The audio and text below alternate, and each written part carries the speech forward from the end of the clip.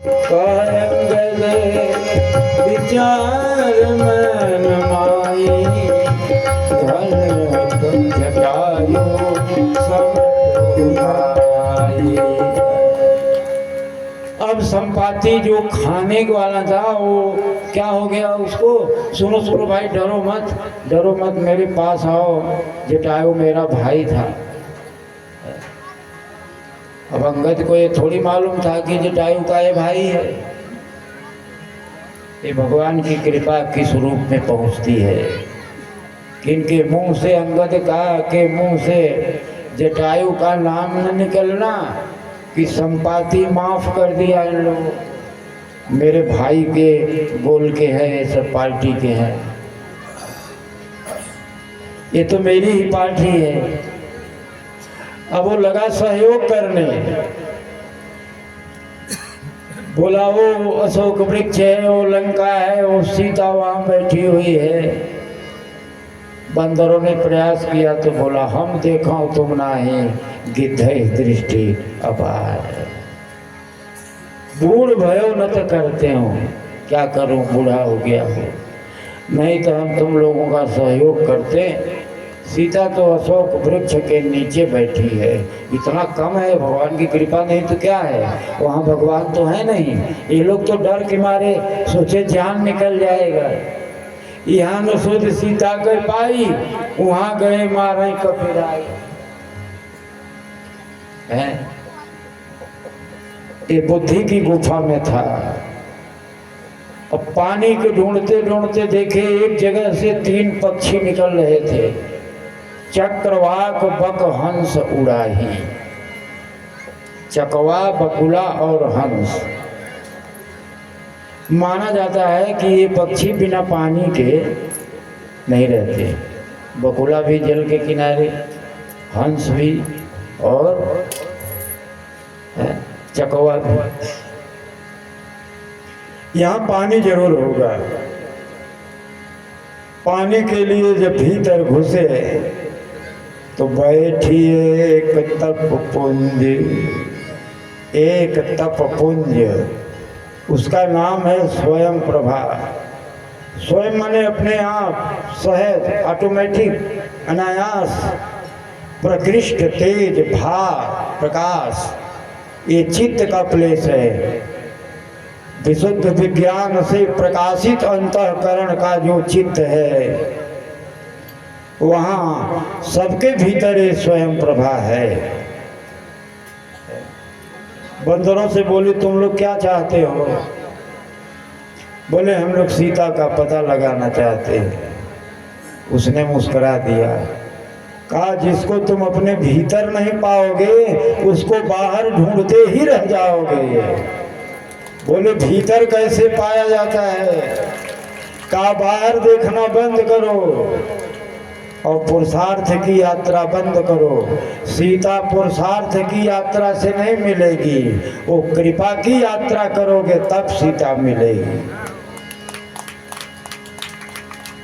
भूगोल में ढूंढने से सीता नहीं मिलेगी। तो सूत्र दिया स्वयं प्रभा ने कि मूंगा नयन विवर्त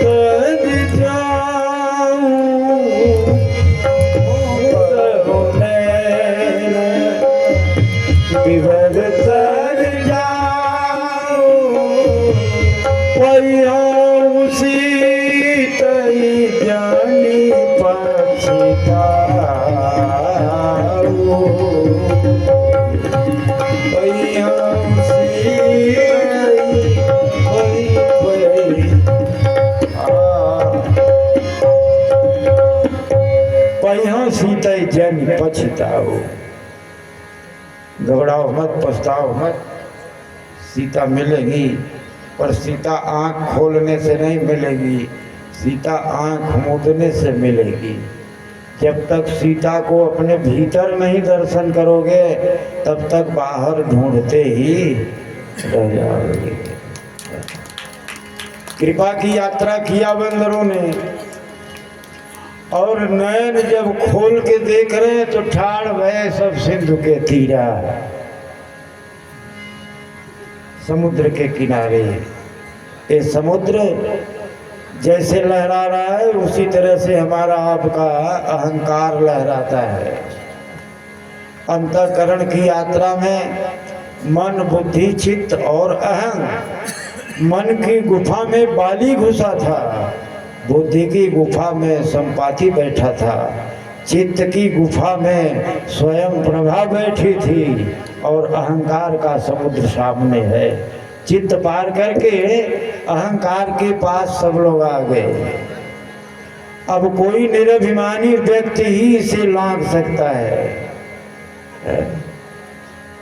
ये 100 योजन है।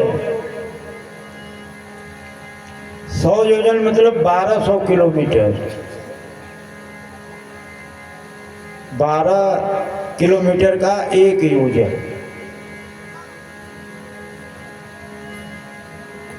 100 योजन का जंप, छलांग।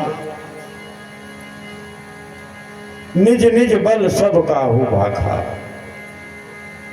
पार जाए कर संशय राखा। अंगद कहे जाऊं मैं पारा, लेकिन जिए संशय कछ फिरती। अब कोई कहीं जाएगा नहीं लौटेगा तो उसके जाने का कोई मतलब है? वो न जाए तभी ठीक है, चाहे जो भी बात हो। जाएंगे आएंगे नहीं, क्या मतलब नहीं है? सब लोगों ने तो आंख मूंद के खोला, फिर मूंदा, फिर खोला, पर हनुमान जी ने ऐसी दीक्षा लिया कि इनकी आंख तो बंद की बंद ही रह गई है। सब लोग बोल रहे हैं, कुछ नहीं बोल रहे। जामवंत का सुनो हनुमान, जामवंत का सुनो हनुमान, काच पुसाधि रहा बलवाना, काच पुसाधि रहा बलवाना, राम काज लगी तमोय अवतारा, राम काज लगी तमोय अवतारा,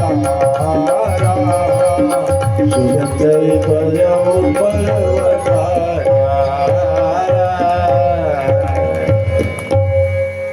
राम काज सुनते ही हनुमान जी पर्वताकार हो गए। इतना तेज एक्सीलेटर लिए कि हनुमान जी को सावधान कर रहे हैं जामवंत जी की। नहीं नहीं, हनुमान जी कह रहे हैं 60 डालिका तोरण सहित 3 शिखर में बसी लंका को उखाड़ के भगवान के चरणों में रख दूंगा। सहित सहाय रामड़े मारी, आनो यहाँ थे कोटू पारी।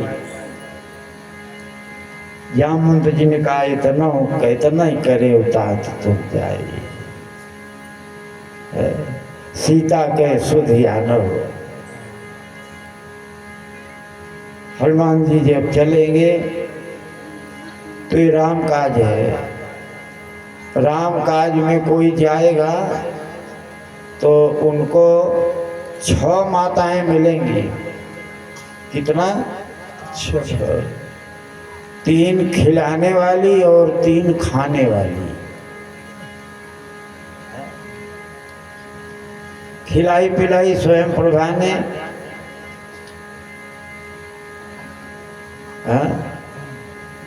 सीता जी ने कहा जाओ मधुर फल खाओ, और खाने वाली एक सुरसा, एक सिंघिका, एक लंकिनी। ये सुरसा ये लोकेशन है। क्या है? लोकेशन। ईष्णा 3 होती है,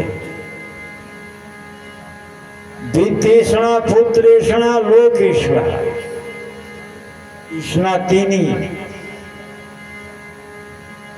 लोकेषणा क्या है कि हम कथा कहते हैं और सब लोग कहें वाह महाराज बहुत अच्छा बोलते हो आप, ये मुझे अच्छा लगे, ये मेरी लोकेशन है। अच्छा काम करने के बाद लोग मुझे अच्छा समझें, इस भावना का नाम लोकेश्वरा है। लोकेश्वरा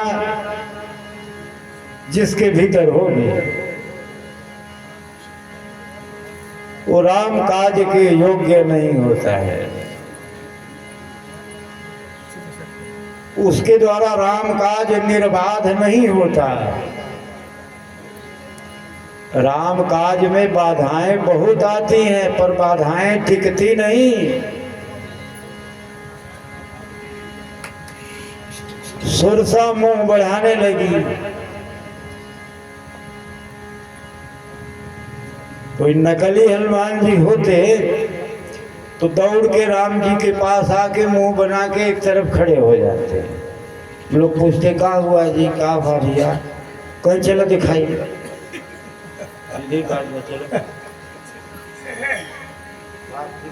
चलो देखो। और जैसे सुरसा बदन बढ़ावा तासु दून कपि रूप, तब उसने क्या किया, 7 योजन ते ही आनंद की ना, 100 योजन। हनुमान जी ने कहा एक समुद्र वो 100 योजन है और इसका मुंह भी 100 योजन है, एक बार रिहर्सल करें तो बदन पैठ पुण्य बाहर आवा और मांगी विदा। ये सुरसा जीवन में किसके आती है, जो सतोगुणी होता है। सुरसा देवताओं के द्वारा भेजी गई थी कि हनुमान जा रहा है, जाने लायक है कि नहीं है, चेक करो इसको।